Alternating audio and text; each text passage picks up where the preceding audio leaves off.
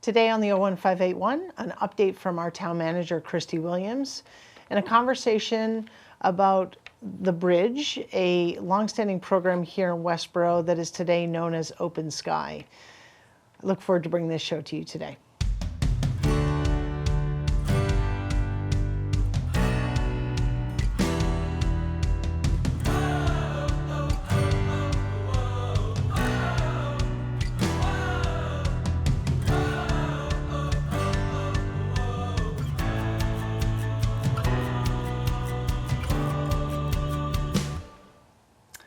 Hi, and welcome back to this episode of the 01581 Let's Talk. I'm the host of this show, Shelby Marshall, and I am joined by my first guest, Kristi Williams, no stranger to the show. She's our town manager, and she typically comes on to give us an update on what's going on at Westboro, try to kind of keep folks abreast of timely information. So this is like the quick Cliff Note version, very quick, versus watching, let's say, a 2-hour select board meeting. So anyway, Kristi, welcome. Thank you. Yeah, thanks for joining me this morning. So a couple updates. I think we're going to talk about pay as you throw, Yes. a very popular topic here in Westboro, and then just a quick update on the community center. So, Sure. So pay as you throw, as we know, is starting on July 1st. We've had several information sessions. Westboro TV has taped all of them. And we have a very robust web page that has all of the information on it. So I would invite anybody to go to either the recordings or to the web page to learn more. But essentially, the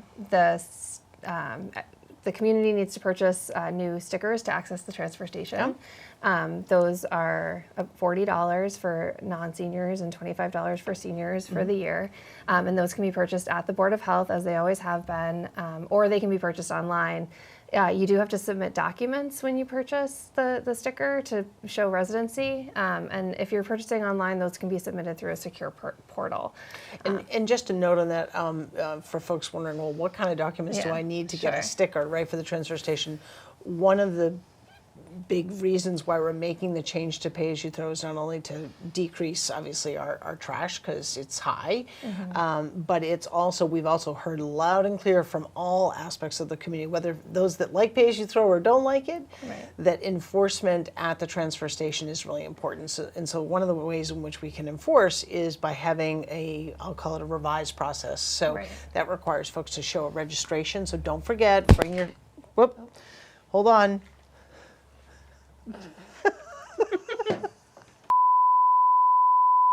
Sorry about that minor technical difficulty of dropping our battery set.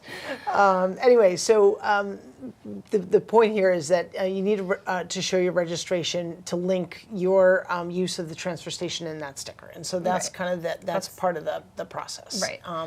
And we're hoping that will then ensure that Westboro residents are accessing that residential side of the transfer station, which so many people enjoy. Right. So. And so also, you have to purchase the bags for the pay-as-you-throw. So those are currently available at Roach Brothers, Market Basket in Shrewsbury, and then also Ace Hardware. I have heard that Ace Hardware, I think, has recently run out of bags, but I know they're restocking. And we're also working with other locations. We're definitely online. Right. Yep. So we're definitely working with Stop and Shop. I know that some other stores in other communities, like Price Chopper, I think, has reached out, the Indian Market in Shrewsbury. So lots of different locations, just trying to make it as convenient as possible for folks. Excellent. And it's basically $1 a bag, and that goes into effect July 1.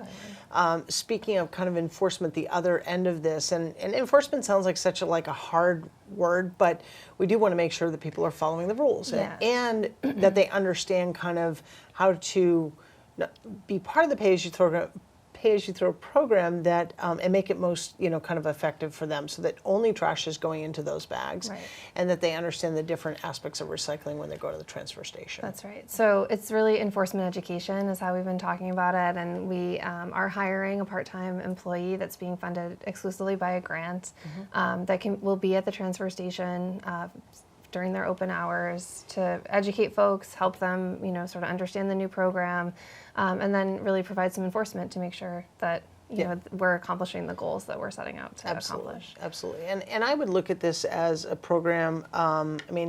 again, we've talked about this previously in the show, but I had no idea, as I've worked very closely with you on this program and others with the Board of Health and other members of our community, how complicated trash is, right? And waste and the layers of it, no kind of pun intended. I look at this as we are going down this path, we're pursuing pay-as-you-throw, we've made some changes.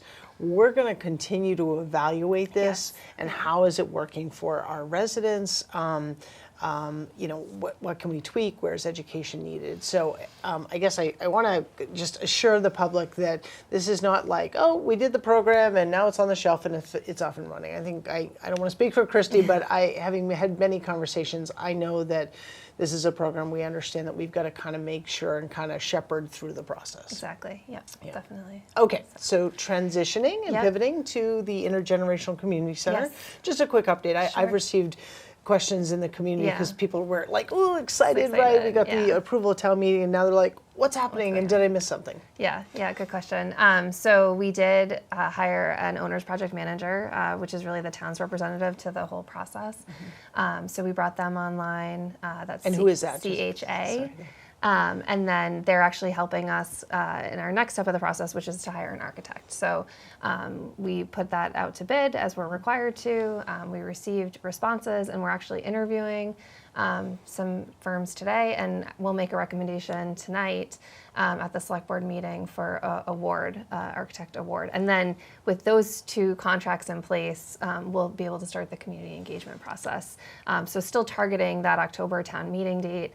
To bring a number for the cost of the renovation. Sure. So we're expecting those engagement sessions to be basically July and August. Yes. Is that it? Okay, Yep. great. So follow the website, follow this show, follow the town has a great Facebook page and regularly updating. If you have any questions, you can call the town manager's office, check in with the senior center rec department. But we ask that you be engaged in this process. Your input is really going to shape the space use of the community center and obviously the resulting programs that can be held there. So great. Exciting. Awesome. Kristi, thank you so much for joining us today and good luck with those architect interviews. Thank you. All right, thanks. All right.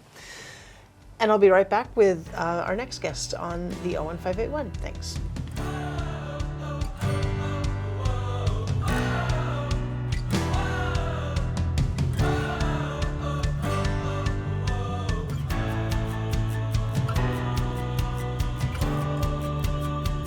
Hi, and welcome back to this episode of the 01581 Let's Talk. I'm joined with two amazing women, guests today representing Open Sky. Some of you may know the program formerly as The Bridge, a couple other names through its long history and a history here in Westboro. So I'm welcomed by Mary Tabor, a face many of you know. I'll give her an opportunity to introduce herself in just a moment. And Lorie Martiska, also from Open Sky. Ladies, welcome. Thank you, Shelby. Thank you. Yeah, so good to have you both here. So, Mary, we'll start with you. Tell a little bit about yourself and your connection to Open Sky. Sure. I'm a Westboro resident since '71 and became involved with the bridge, which was in the bridge in '77, I think it was. And today I've been a social worker and involved with two programs in Westboro. I'm director of the Pastoral Counseling Centers of Massachusetts, which has our main office in Westboro, also has a Worcester office, and also work for the Forbes Kirkside Foundation in Westboro that helps needy situations. So feel very passionate about working with people in social work. Yeah, absolutely. And Mary, we've had an opportunity to collaborate on a number of different, initiatives, and you're a very familiar face in town, so it's great to have you on. And Lorie, maybe not as familiar to the residents of Westboro, but equally welcome. A little bit about yourself, please. Sure. I don't live in Westboro, but I'm a big Westboro fan. That's good enough for us. And actually a neighbor. I live in Boylston. Yeah. I have been with the Bridge for 12 years. The Bridge, now Open Sky. Yeah. My role is Executive Vice President and Chief Advancement Officer, which is kind of a fancy way of saying marketing, fundraising, community relations. Sure. And it's been even over 12 years. The the amount of change Sure. that has occurred has been amazing. So when you look back over 50 years, there's just a huge legacy. Sure. Sure. And Westboro's a critical part of that. Yeah. So one of the reasons we are sort of brought together is by a mutual friend, and many of our viewers will know the Honorable Judge McCann. He has been, from its inception here in Westboro, very involved in this program. And so, Mary, I know you go way back with him. Take us through, both of you, a little bit of the history of how did this program come to be in Westboro. Well, let me back up. Sure. What is the program? I should have backed up. What is the bridge? What is Open Sky? Well, it's a human service organization that has now many residences and programs, but it started in '73 with a home for boys, excuse me, which was at the time talked about as juvenile delinquents. Sure. And that was on the heels, really, of the Lyman School closing, right? it was very much on the heels of that. The first Department of Youth Services director, who came in '69, tried to deal with some of the issues that were going on at Lyman School. They were having administrative problems and other problems, and didn't work out what he was trying to do, so he ended up closing it in '73. And it was probably a tenure of the times, because other state programs and also in other places closed a lot of their institutional programs. And unfortunately, now here we are, 2024, and that trend, even in the past 5 to 6 years, has continued, right? I mean, in terms of closing kind of state programs that we've known on. Yes, So, yeah, yes. but anyway, but yet then there's a need, right? So Then there's the need, closes. and the next youth service director for the state ended up facilitating having group homes in smaller places, cottage places, encouraged private rather than state. Okay. And that's where we came in. So how did this come to be? Like, why, so Westboro is sort of a place on the map, like, it was, and it was like, how do we find some places to, like, purchase? There were a lot of people who were concerned because Lyman School was in town. Sure. They were in town. Yep. They formed a human service council. And a lot of those people had energy and drive to do something about it. And one of them, two of them went in together and purchased the property on Grove Street, which became our first program. Wow. Yeah. So I would imagine that was there was an impact for the neighborhood, right? There was a. Are you trying to say it delicately? Yes. So and I know a little bit of the history here, and I know it's important as part of our conversation that you all want to thank and appreciate the support that Westboro has given, but it wasn't always easy. So let's talk about the wasn't always easy part of it. I'm more aware of wasn't always easy when it came to the Charles Street program, because I came in about 2 or 3 years after Grove Street was sited. Yeah. But a lot of the players of the siting of the first program were in the same church I was, and I was including the pastor, was very involved with the Human Rights Council and the efforts to be helpful to this group of kids that were coming in. Yeah, and like anything, people it's sort of, unfortunately, I'll say it's a natural reaction, although we'd like to have it not be, but people are like, what's happening in my neighborhood? Who are my neighbors going to be? What's the traffic, right? It's fear-based. I don't really understand it, So there were some hurdles. We'll just acknowledge that to being kind of welcomed within some of those neighborhoods. For sure. And resistance. And yet you overcame that.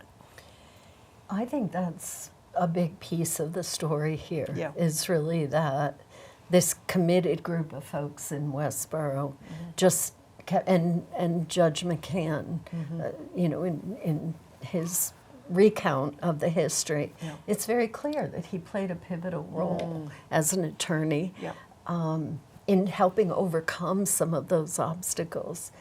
But a specific example with Charles Street was the issue of parking came up. And the church, which was backing the property, Catholic Church, St. Luke's, actually created some spaces, put up signs and said, these are bridge parking spaces. Yeah, yeah. That gives me goosebumps just thinking about that. Sure, right? sure, absolutely.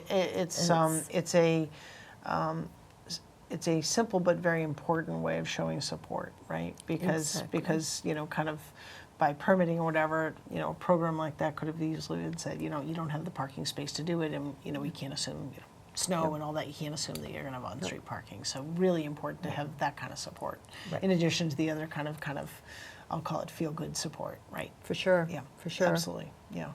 How many? So you have 3 locations now in Westboro, right? Grove, Harrison, and Charles Street are the locations of these residential programs. Kind of picture like types of residents living there, like ages, like kind of, I guess on the spectrum of what are some of what brings them to the Open Sky program. Sure. It just so happens Open Sky actually has a number of different types of services we provide. One area of service is around folks who have intellectual or developmental disabilities. We also serve a number of people who have mental health challenges. The 3 programs in Westboro happen to be folks who have intellectual and developmental disabilities. Okay. And I think you toured. Yes, it was great. I had a chance to tour 2 of the residences and meet some of the individuals living there, and their caregivers, and just really an amazing program. It truly was a home-like feel. People were coming and going. There were activities going on that they were coming from or going to, and it's kind of like any other home you'd be in, right? And yet for some of these individuals, because we had talked about this, it is. I mean, it is their home. It is their only option, right? For any number of reasons. Families couldn't take care of them, whatever. I don't know, any number of reasons. I think that's a huge point, and it's one that applied back in 1973 and applies today, is that, in 73 was the beginning of this wave of deinstitutionalization.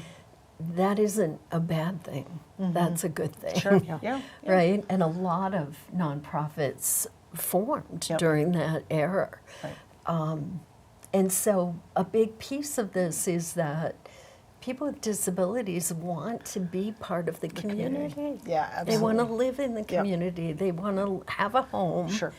And they really have every right to do so. Absolutely. So. Go ahead, Mary. I just wanted to jump in on that as to the Charles Street program. They not only want a home and a community, but a neighborhood.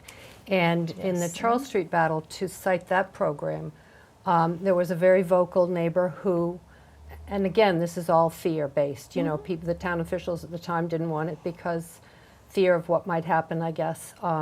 That program was serving 6 to 12-year-old emotionally disturbed boys who were coming out of a hospital, and that was a scary thing to some of the neighbors. Sure. The fear is high, both about what that population might do, how they'd behave, and also how it might affect their property values. Well, we did a lot of pulling studies out of Washington, D.C. on the fact that it didn't affect property values whenever something was cited like this. And in fact, the boys were more potentially harmful to themselves and not the neighbors. Sure. So that one person who really fanned a lot of negative energy and who spoke for neighbors who had just been silent but not against it, really drove that. And it was a very hot summer in '88 when that happened. We had 3 different open town meetings for information to be interesting. be given, about what it amounted to, answer any questions. But it was, and it did end up going to court, but they backed out, and the person who led all that negativity left the state. And the next door neighbor to the Charles Street program, I went over and introduced myself to several of the neighbors and invited them to tour, like we all did.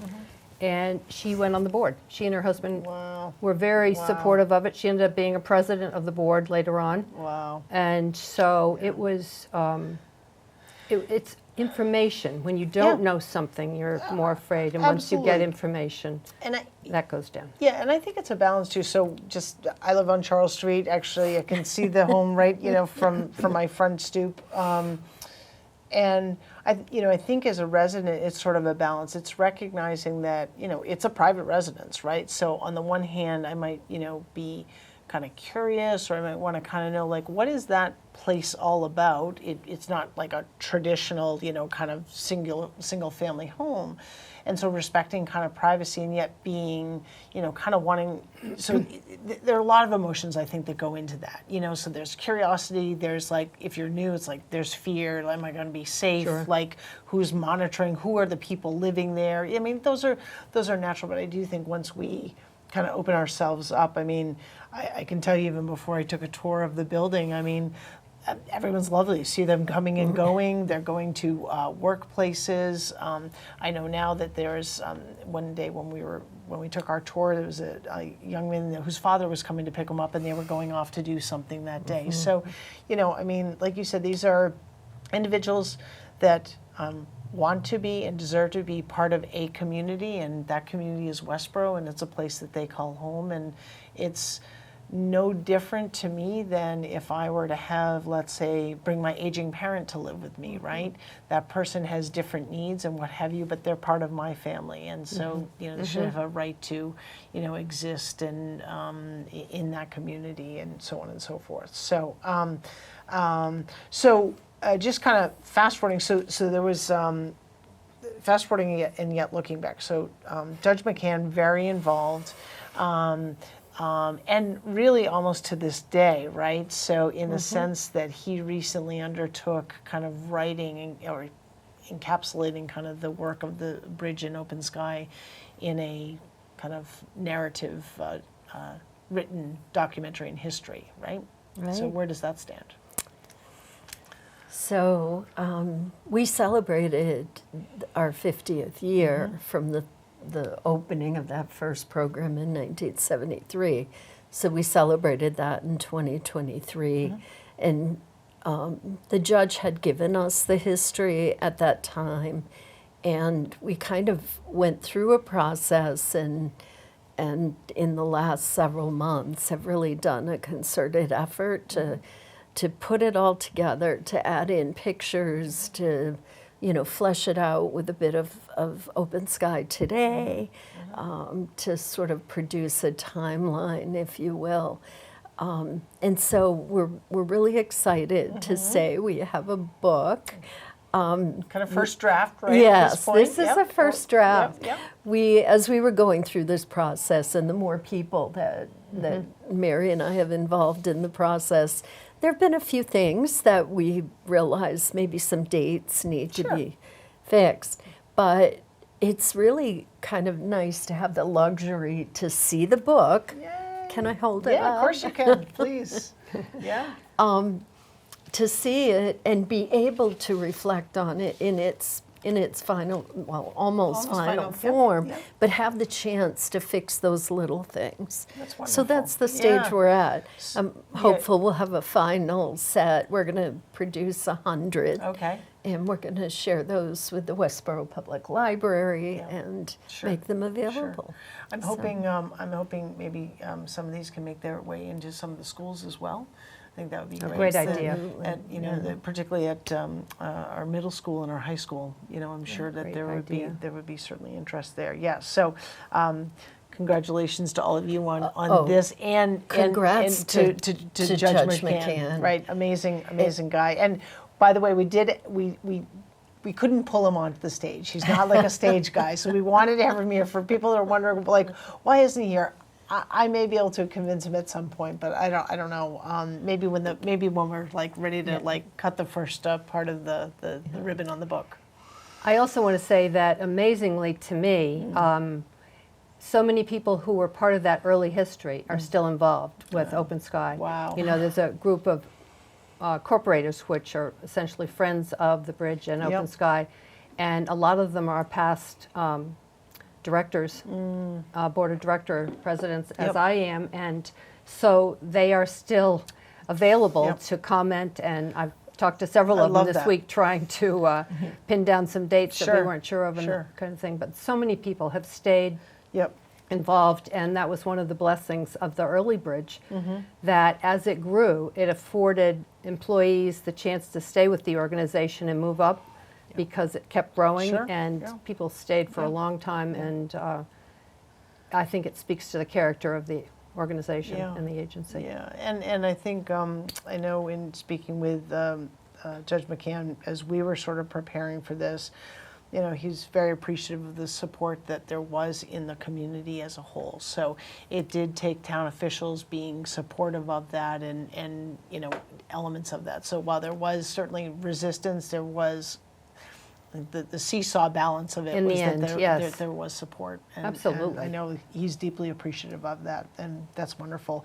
You know, and I think it's interesting, we kind of look at things today, you know, Westboro has, it's really this really interesting kind of mosaic of people that make up our community. And as we reflect on the history of the state hospital, I had not too long ago on one of our shows I featured the memorial project for the state hospital, those who had passed, and so that memorial project that's happening, at my the cemetery, Pine Grove Cemetery, and you know, Westboro has this very important people who suffered from mental illness and other, you know, and maybe were brought to the Lyman School or the state hospital, and they were part of our community, right? This is a really important part of it, and that continues right today. I mean, that building is long since gone, and now we have programs like the Borough program, right, in the Sugar Shack, where we're helping,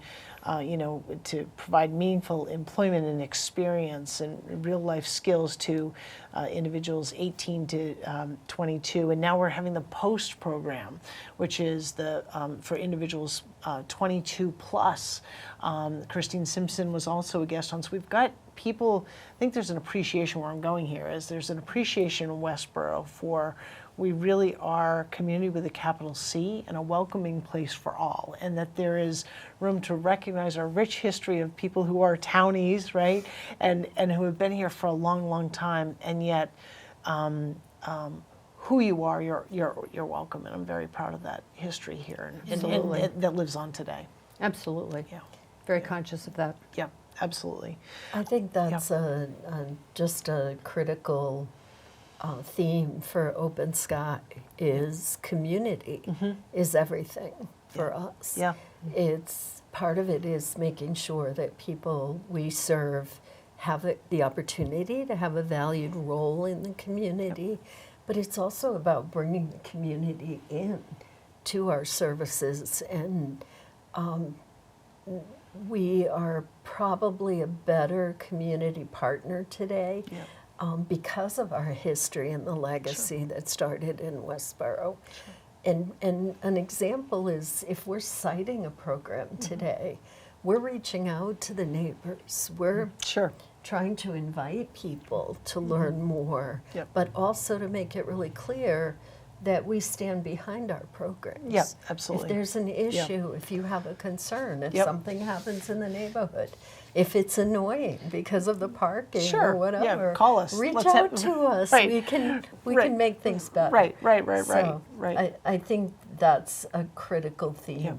The other thing is our current CEO, Ken Beats, is all about collaboration and partnerships. So we're doing work throughout the areas we serve with all different kinds of other agencies, other entities, schools, and community partners. And we couldn't do what we do without that.